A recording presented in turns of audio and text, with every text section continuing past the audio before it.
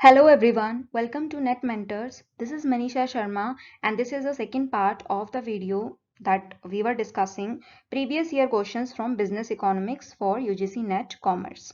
So in this video we will be discussing some more questions, some more previous year questions from business economics, and we'll be covering till 2015. Okay, with the very first question. Now these type of questions, when you see, don't need to panic about these questions, because 90% of the students really don't remember the name of the authors, and even if you know about two authors, that is more than enough. You can guess. So here only guess approach works.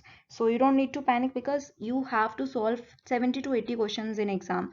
Those 20 questions that you think, you don't have to get 100 marks. Okay, so don't sit with that ideology. You have to clear the exam. For that you need to attempt at least 80 questions correct. Okay, so accuracy must be there.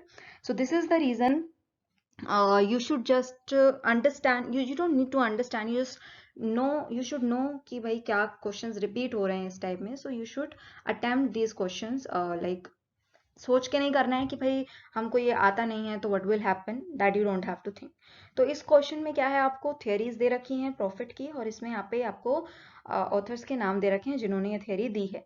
Okay, economist basically. तो ये आपको match करना है. तो इसका correct answer है your option number third. Risk theory of profit is given by Hawley. Innovation theory of profit is given by Schumpeter. And rent theory of profit is given by Walker, whereas dynamic theory of profit is given by Clark. ठीक है, so you don't have to like mug up these things, but आपको पता होना चाहिए कि भाई किसने दी है. तो इसीलिए मैंने इसका थोड़ा सा आपका एक्सप्लेन भी कर दिया है कि अगर कभी पूछ ले कि इनोवेशन थियरी ऑफ प्रॉफिट का आपको एग्जांपल दे दे कि who believe that an entrepreneur can earn profit, which in which theory it was said. ठीक है, तो वो आपको पता होना चाहिए. तो रिस्क थियरी ऑफ प्रॉफिट में बेसिकली मेन जिस्ट ये है कि आपको डायनेमिक प्रोडक्शन करने के लिए रिस्क लेके चलना पड़ेगा, because risk is the more the risk the greater is the reward. Right, it is not always possible, but for a successful business you have to take risk. Then comes your innovation theory of profit. तो इसमें भी यही कहा गया है कि आपके profit अगर आपको अर्न करने हैं, तो जो अभी डायनेमिक इन्वायरमेंट चल रहा है, बिजनेस इन्वायरमेंट जिस तरह से चेंज हो रहा है, आपको अपने बिजनेस को भी उसी दिशा में लेके जाना होगा. रेंट थियरी ऑफ प्रॉफिट में रेंट की बात की गई है कि जो आपका प्रॉफिट है, if you like are earning from rent, तो वो भी आपको एक डिफरेंशियल एबिलिटी देता है, ताकि आप दूसरों के ऊपर अपना basically you can regard that profit. तो इसीलिए rent theory of profit is given bye F.A. Walker. So this is the only thing that you have to remember. Then comes your dynamic theory of profit, जिसमें क्या क्या गया है, वो ये कि स्टैटिक इकोनॉमी में आपके प्रॉफिट्स पॉसिबल नहीं है. जो हमने, आप एक ही कह सकते हो कि हम रिस्क थियरी से इसको रिलेट कर सकते हैं. तो if your economy is static, then you won't be able to maximize your profit, right? तो ये आपका basically this question was. Then number second question, the essence of the law of diminishing return is. Now one thing, you जैसे आपका law of diminishing return दिखा, आपको एक चीज strike होनी चाहिए कि किसके बारे में बात कर रहा है. शॉर्ट रन के बारे में बात कर रहा है, लॉन्ग रन के बारे में बात कर रहा है. शॉर्ट रन, सबसे पहले ये चीज आ गई. तो शॉर्ट रन में क्या होता है आपका, शॉर्ट रन में आपका वेरिएबल फैक्टर्स जो हैं वो वेरी करते हैं, लेकिन फिक्स फैक्टर जो है वो हमेशा फिक्स्ड रहता है. ओके, आपने इक्वेशन पढ़ के रखी होगी ना, Q is equal to L comma K, and then K पे आपका कांस्टेंट होता है, सिर्फ लेबर वेरी करता है. आई होप प्रोडक्शन फंक्शन की आपने पढ़ के रखी होगी. तो उसमें आपके शॉर्ट रन में क्या होता है कि सिर्फ वेरिएबल फैक्टर्स वेरी करते हैं, लेकिन फिक्स फैक्टर जो होता है वो कांस्टेंट रहता है. सो इसका आंसर क्या होगा आपका, नेगेटिव मार्जिनल प्रोडक्शन. तो डिमिनिशिंग रिटर्न कब ओकर करता है, वही जो मैंने आपको बताया कि जैसे आपको ये दिखे, आपको स्ट्राइक करना चाहिए कि शॉर्ट रन के बारे में बात कर रहा है या लॉन्ग रन के बारे में बात कर रहा है. तो if the variable factor of production is increase, तो एक ऐसा पॉइंट आएगा जब आपकी यूनिट जो है वो लेस प्रोडक्टिव हो जाएगी. तो इसको एक आपको टेबल से समझते हैं. देखो, जैसे यहाँ पे लेबर दे रखा है, लेबर की यूनिट्स हैं, टोटल प्रोडक्ट है टीपी, एपी है, एंड देन मार्जिनल प्रोडक्ट है. तो टीपी दे है अपना, जब हम लेबर बढ़ा रहे हैं तो टीपी भी इंक्रीज हो रहा है. ठीक है, टोटल प्रोडक्ट भी इंक्रीज हो रहा है. लेकिन एक ऐसा पॉइंट आता है जब वो डिक्रीज होने लगता है. देखो, पहले डबल से भी ज्यादा इंक्रीज हो रहा था. ठीक है, 10 से 20 की जगह 24. देन धीरे धीरे क्या हुआ, आपका 10 हो गया, फिर एकदम से यहाँ पे आके आपका बिल्कुल ही 8 हो गया, एंड देन कांस्टेंट ही हो गया, 4 चला गया, फिर एकदम कांस्टेंट हो गया, and then it is going into negative, right. तो इसीलिए यहाँ तक आपका इंक्रीजिंग रिटर्न था 24 तक, सेकेंड यूनिट तक। देन आपका कांस्टेंट रिटर्न आ गया, एंड देन आपका आ गया डिमिनिशिंग रिटर्न। तो ऐसे आपका एपी है, एपी क्या होता है 10 डिवाइड बाई 1, 24 डिवाइड बाई में 2, तो टोटल प्रोडक्ट डिवाइडेड बाय में number of units, that is number of variable factors. तो वो आपका एपी आ जाएगा, ये भी आपका ऐसे डिक्रीज करेगा, ठीक है, पहले इंक्रीज फिर डिक्रीज, पहले इंक्रीज फिर constant and then decrease. MP क्या होगा, एमपी भी वही होगा। तो इसमें आपको जो है, अब आप ये सोच रहे हो कि क्यों हमने डिक्लाइनिंग टोटल प्रोडक्शन नहीं लिया। एक चीज आप देखो, लॉ ऑफ डिमिनिशिंग रिटर्न का क्या मतलब है कि यू आर टॉकिंग अबाउट कि जब आपकी यूनिट जो है बिल्कुल नेगेटिव में पहुंच जाती है, तो टीपी तो नेगेटिव हो ही नहीं सकता ना, टोटल प्रोडक्ट नेगेटिव कैसे हो सकता है। तो मार्जिनल प्रोडक्ट नेगेटिव है, तो हम इसीलिए नेगेटिव मार्जिनल प्रोडक्शन को ही डिनोट करते हैं लॉ ऑफ डिमिनिशिंग रिटर्न्स में। Why? Because if capital is fixed, extra workers will eventually get in others' way as they attempt to increase production. So, for example, think about the effectiveness of extra load in a small cafe.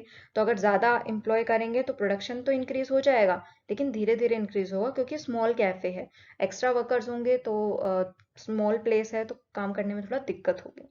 So this law applies only in short run because long run में तो सारे factors ही variable होते हैं, even fix factor भी आपका variable factor हो जाता है। Okay, next question, assertion reasoning. देखो आपने काफी सारी वीडियोस देखे होंगे इसमें कि असर्शन रीजनिंग को कैसे सॉल्व करते हैं। यहाँ पे आप में बिकॉज लगा सकते हो, और लगा के देख सकते हो, बट लगा के देख सकते हो, तो वो सारी चीजें you can take into consideration. तो असर्शन रीजनिंग में जो मेन चीज होती है that you have to remember is कि पहले तो ये देखो कि दोनों स्टेटमेंट करेक्ट हैं कि नहीं, ठीक है। जब दोनों स्टेटमेंट करेक्ट लगे, उसके बाद आप अपना डिसीजन लो कि भाई क्या रीजन जो है करेक्ट एक्सप्लेनेशन है असर्शन का, ठीक है। तो वो आपको ऐसे देखना पड़ेगा। तो असर्शन क्या कह रहा है हमारा कि U shape long run average cost जो है that is LAC is based on the assumption that economies of scales prevails at small levels of production and diseconomies of scales product at large level of production। बिल्कुल सही बात है, आपने LAC पढ़ के रखा है ना। LAC में क्या होता है लॉन्ग रन एवरेज कॉस्ट में, कि स्मॉल रन एवरेज कॉस्ट से बनते हैं और उसी से आपकी इकोनॉमीज ऑफ स्केल बढ़ती है। इकोनॉमीज ऑफ स्केल कब बढ़ेगी, लॉन्ग रन में ही तो बढ़ेगी ना। आप लॉन्ग रन में अपने प्लांट का साइज एक्सपेंड कर सकते हो, जब आपको लग रहा है आपको लॉस हो रहा है तो आप दूसरा प्लांट खोल सकते हो। सिर्फ लॉन्ग रन में ही तो आपके फिक्स फैक्टर जो है वो वेरिएबल हो जाते हैं, तो इसीलिए बिल्कुल सही स्टेटमेंट है। अब रीजन पढ़ते हैं। Decreasing return to scale arises primarily because as the scale of operation increases it becomes even more difficult to manage the firm effectively. ये भी बिल्कुल सही बात है कि डिमिनिशिंग रिटर्न्स टू स्केल। अब देखो एक चीज और, रिटर्न्स टू स्केल कह रहा है तो ये भी लॉन्ग रन की बात कर रहा है, ठीक है। रिटर्न्स टू फैक्टर होता है या फिर लॉ ऑफ वेरिएबल प्रोपोर्शन या ऐसी कोई चीज आप दिखती है तो दैट मीन्स वो आपका शॉर्ट रन की बात कर रहा है, ठीक है।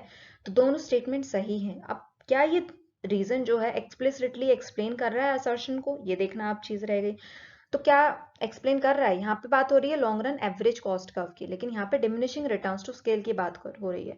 स्टेटमेंट तो दोनों ठीक है, लेकिन ये रीजन उसको एक्सप्लेन नहीं कर रहा है, तो इसलिए आपका आंसर क्या होगा, your answer will be option number 2 कि both A and R are correct, लेकिन R जो है एक्सप्लेन नहीं कर रहा है A को, ठीक है। तो वो आपको देख के चलना पड़ेगा। तो देखो ये डायग्राम में बात कर रही थी कि यू शेप जो long run average cost curve होता है वो इस तरह से आपका करता है कि सारे आपके शॉर्ट रन को कंबाइन करके, जो short run average cost curve होते हैं उनको कंबाइन करके एक long run average cost curve बनाया जाता है। इसको एंजल कर्व भी बोलते हैं और इसको एनवेलॉप कर्व भी बोलते हैं। काफी बार एग्जाम में पूछा गया है तो आप इसको भी याद रख सकते हैं। Second thing, diminishing returns to scale की बात की है तो यहाँ पे क्या मतलब है इसका कि this occurs when an increase in all the inputs leads to less than proportional increase in output. तो जैसे आपने कोई कार की फर्म है, उसने अपनी वेरिएबल इनपुट्स जो है कैपिटल, अब कैपिटल भी है यहाँ पे याद रखना। रिटर्न्स टू स्केल की बात हो रही है मतलब लॉन्ग रन है, तो लॉन्ग रन में सारे फैक्टर्स वेरिएबल हैं, तो इसलिए इसको देख के कंफ्यूजन मत पालना अपने दिमाग में। कैपिटल रॉ मटेरियल उसने अपना इंक्रीज किया बाय 50%, लेकिन जो आउटपुट है कार का वो 35% इंक्रीज हुआ, तो दैट मीन्स ये डिक्रीजिंग रिटर्न्स टू स्केल है. Then we say there are decreasing return to scale from increasing the quantity of outputs. अगर यहीं मैं बात करती डिक्रीजिंग रिटर्न्स टू फैक्टर की, तो यहाँ पे कैपिटल नहीं आता, सिर्फ रॉ मटेरियल एंड लेबर होता. Okay, so I hope this is clear. Next question is question number 4. ये है आपका यूटिलिटी के बेसिस पे जो आपका consumer behaviour indifference curve analysis वाला जो चैप्टर है उसमें से है question. So what this question says कि cardinal utility analysis of consumers behavior is based on which of the following assumptions. तो आपको assumptions बतानी है कौन कौन सी हैं इसमें से. Okay, the utility is measurable in terms of cardinal numbers. Okay, consistency of marginal utility of money. Okay, utilities of different goods are interdependent and Gauss's first law of consumption. तो ये आपको इसमें दिया हुआ है, आपको करेक्ट इसमें code choose करना है कि 1 and 2 है, 1 2 and 4 है, 2 3 4 है एंड 2 and 4 है. तो इसका करेक्ट आंसर है आपका 2, first, second and your fourth. Interdependent नहीं होती है, इंडिपेंडेंट होती है, तो ये आपका इसीलिए गलत है. तो काफी बार हमें लगता है कि जैसे फर्स्ट, सेकेंड एंड थर्ड है, वैसे ऑप्शंस में तो नहीं दे रखा, बट काफी बार ऐसा हो सकता है कि आप इंटरडिपेंडेंट को इंडिपेंडेंट पढ़ लो, तो इसीलिए वर्ड्स को ध्यान से पढ़ना चाहिए. तो क्या कह रहा है, यूटिलिटी सबसे पहली बात होती क्या है. यूटिलिटी जो है आपकी, वो जब कोई कंज्यूमर, मान लीजिए मैंने कोई गुड्स कंज्यूम किया, तो उसको जो आप मेजर कर सकते हो. वैसे तो it is not possible to measure कि मेरे को कितना सेटिस्फेक्शन मिला. मान लीजिए मैंने 1 ग्लास पानी पिया, तो 1 ग्लास पानी पीने के बाद मेरे को बहुत प्यास लगी थी, तो मैंने 1 ग्लास पानी किया तो मुझे मैक्सिमम सेटिस्फेक्शन मिला. अब उसके बाद दूसरा ग्लास पानी पिया तो भी मुझे अच्छा लगा, लेकिन जैसे ही मैंने तीसरा ग्लास पानी पिया तो मेरे को फिर मतलब मेरी सेटिस्फेक्शन डिक्रीज होने लगी. तो क्या पहले ग्लास की सेटिस्फेक्शन तीसरे ग्लास की सेटिस्फेक्शन के इक्वल है? नहीं ना. तो उसी को हम यूटिलिटी से मेजर करते हैं कि कौन से गुड की सेटिस्फेक्शन कितनी ज्यादा है. तो जैसे cloth has a utility for us because we can wear it, pen has a utility because we can write with it, and the utility is subjective in nature. Okay, तो it differs from person to person. मेरे लिए जो satisfaction है 1 glass of water, वो किसी और के लिए अलग हो सकती है. उसको क्या पता, ऐसा लगा कि उसको थर्ड ग्लास तक मैक्सिमम सेटिस्फेक्शन है, लेकिन मुझे नहीं लग रही है. तो इसीलिए आपको ये चीज यूटिलिटी के बारे में ध्यान में रखनी है. तो अब कार्डिनल यूटिलिटी की बात हुई, तो हम कार्डिनल और ऑर्डिनल दोनों को समझ लें.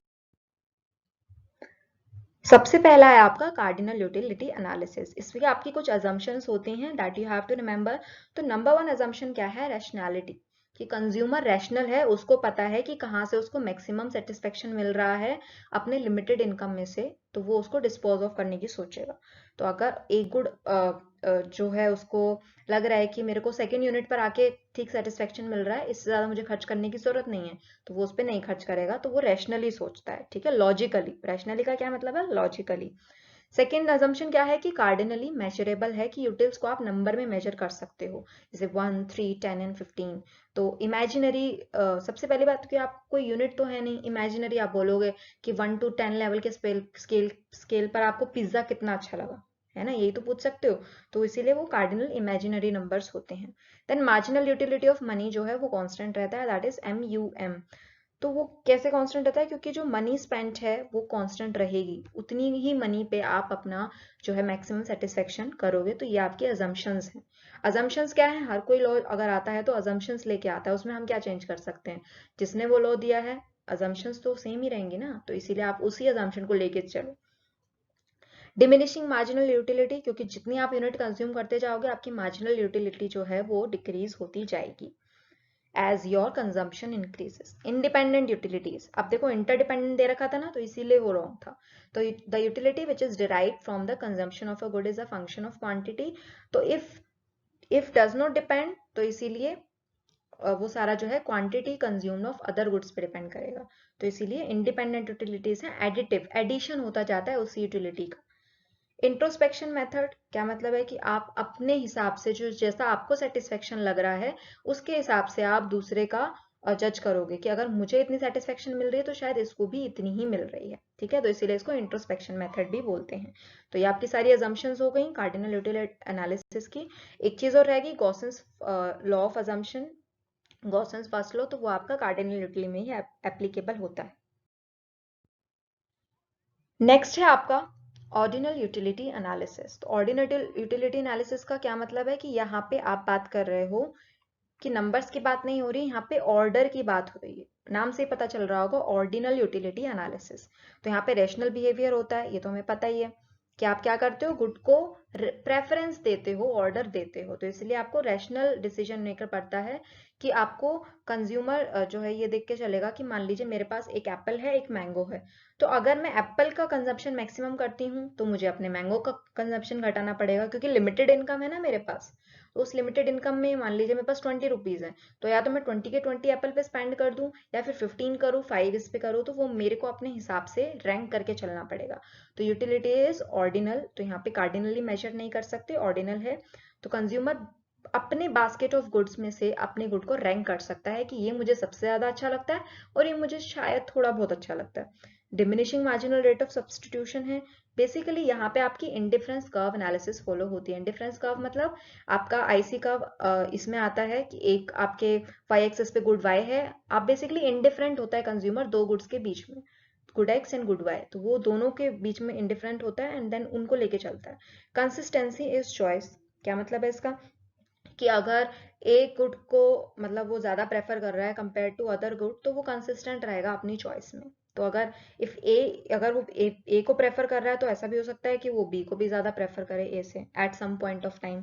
Then consumer preference not self contradictory. ऐसा नहीं होना चाहिए कि अगर ए, जैसा हम करते हैं ना उसमें मैथ्स में कि ए इज, अगर हम ए ज्यादा प्रेफर कर रहे हैं तो हम बी को ज्यादा प्रेफर कर रहे हैं तो ए को ज्यादा प्रेफर करेंगे सी से। तो दैट इज नॉट लाइक, जरूरी नहीं होता है ऐसा। गुड्स कंज्यूम्स आर सब्सटीट्यूटेबल, क्योंकि दो गुड्स हैं तो दोनों में से आप कोई सा भी चूज कर सकते हो। ये आपका डिफरेंस है। कार्डिनल यूटिलिटी क्या है कि यहाँ पे न्यूमेरिकली आप करते हो, यहाँ पे ऑर्डर के बेसिस पे करते हो। ये क्वांटिटेटिव होता है, ये क्वालिटेटिव होता है। ये ज्यादा रियलिस्टिक नहीं है, लेकिन ये रियलिस्टिक है क्योंकि ऑर्डर आप दे रहे हो। यहाँ पे यूटिल्स, यहाँ पे रैंक्स, यहाँ पे मार्जिनल यूटिलिटी एनालिसिस, यहाँ पे इंडिफरेंस कर्व एनालिसिस, एंड यहाँ पे आपकी जो क्लासिकल अप्रोच फॉलो होती है यहाँ पे मॉडर्न इकोनॉमी। लास्ट क्वेश्चन है आपका, ये भी मैच द फॉलोइंग है। तो ये आपके दो क्वेश्चन थे, ये मैंने दिसंबर के एग्जाम से लिए थे। तो इसमें क्या कह रहा है कि आपको मैच करना है, इनकम इलास्टिसिटी दे रखी है, क्रॉस इलास्टिसिटी दे रखी है, यहाँ पे आपको गुड्स दे रखे हैं, तो इनके हिसाब से आपको इसको मैच करना है। तो the correct answer will B, आप पोज लेके एक बार वीडियो को अपने आप आंसर करने का कोशिश करो एंड देन इसको सॉल्व करो, देन आप आंसर देखो। तो क्या रहेगा आपका इसका आंसर? आंसर नंबर इसका रहेगा थर्ड ऑप्शन। ए जो है इनकम इलास्टिसिटी जब लेस देन यूनिटी है तो वो सुपीरियर गुड है आपका। बी का है 1, that is cross elasticity less than unity, competitive goods. Cross elasticity less than 0 है तो आपका वो है आपका sorry complementary goods. And D का जो है that is your inferior good. तो इसको हम एक बार समझ लेते हैं कि इंफीरियर इनकम इलास्टिसिटी और आपका क्रॉस इलास्टिसिटी का क्या मतलब। इनकम इलास्टिसिटी का आपका मतलब होता है कि जब कंज्यूमर अपनी इनकम को देख के अपना जो है क्वांटिटी डिमांडेड डिसाइड करता है। क्या आपका फॉर्मूला रहेगा इसका? Change in quantity demanded divided by में चेंज इन इनकम। तो your quantity demanded is dependent on your income, right. So इसमें आपके पॉसिबल केसेस होते हैं। तो नॉर्मल गुड्स में आपका पॉजिटिव रहता है, जैसे आपके क्लोथिंग हो गया, हाउस होल्ड अप्लायंसेस हो गया, तो इनकम इलास्टिसिटी इसमें पॉजिटिव होती है कि जैसे आपकी इनकम बढ़ती है आप इन गुड्स को कंज्यूम करते हो, ठीक है। तो इसीलिए इनका पॉजिटिव रिलेशन होता है इनकम इलास्टिसिटी में। लग्जरी गुड्स जो होते हैं वो हाईली इनकम इलास्टिक होते हैं, वो ज्यादा इनकम इलास्टिक होते हैं। क्यों? क्योंकि हाई एंड इलेक्ट्रॉनिक्स या ज्वेलरी होती हैं। जैसे आप मान लीजिए मेरे लिए जो लग्जरी है वो एसी है, किसी और के लिए वो नॉर्मल गुड होगी, तो वो डिपेंड करता है कस्टमर पर। तो इसीलिए हाईली इनकम इलास्टिक होते हैं। इन्फीरियर गुड क्या होते हैं? इन्फीरियर गुड बेसिकली आपके वो गुड होते हैं जो इनकम इंक्रीज होने पे आपकी डिमांड फॉल हो जाती है उनपे, तो इसीलिए उनकी नेगेटिव होती है income elasticity. Then comes your necessity. Y का मतलब, वाई को डिनोट करते हैं हम इनकम से, तो इनकम ईडी मतलब इलास्टिसिटी। लेकिन ये नेसेसिटीज के केस में लेस देन 1 रहती है income elasticity, but more than 0, like milk है, पेरिशेबल आइटम्स हैं, एग्स वगैरह। तो देखो इन्फीरियर गुड मान लीजिए आज मान लीजिए मैं अभी क्या कहते हैं, आई एम ईटिंग चपाती, लेकिन जैसे मेरे पास थोड़े से पैसा आते हैं तो मैं सोचती हूँ कि शायद मैं बाहर भी खा सकती हूँ। तो अब मैं चपाती की जगह बाहर खाने लगूंगी। तो ऐसे बहुत सारे इन्फीरियर गुड्स होते हैं। स्टेपल गुड्स हो गए, मान लीजिए पहले आप पोटैटो कंज्यूम कर रहे थे लेकिन थोड़े से पैसे आ गए तो आपने पोटैटो कंज्यूम करने छोड़ दिए, आप दूसरी सब्जी पे सब्स्टिट्यूट कर गए, सब्स्टिट्यूट नहीं बेसिकली आप दूसरे उस पर शिफ्ट कर गए, क्योंकि पोटैटो जो है आपके लिए इन्फीरियर गुड है, आप उसको तभी कंज्यूम कर रहे थे जब आपकी इनकम लो थी। तो आप ऐसे समझ सकते हो इसको। Then comes your cross elasticity.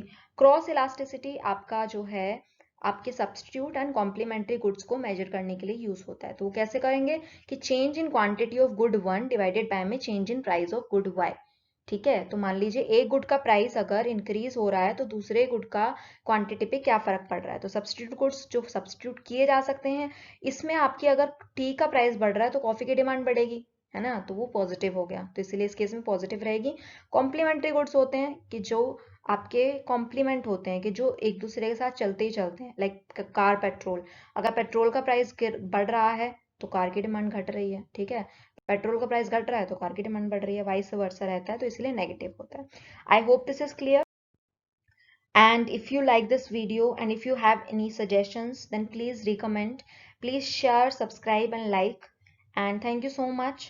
अगर आपको लगता है कि मेरी वजह से थोड़ी सी भी आपकी हेल्प हो रही है तो प्लीज़ आप रेट कीजिए इस वीडियो को, and give me suggestions that how should I proceed further. Thank you so much.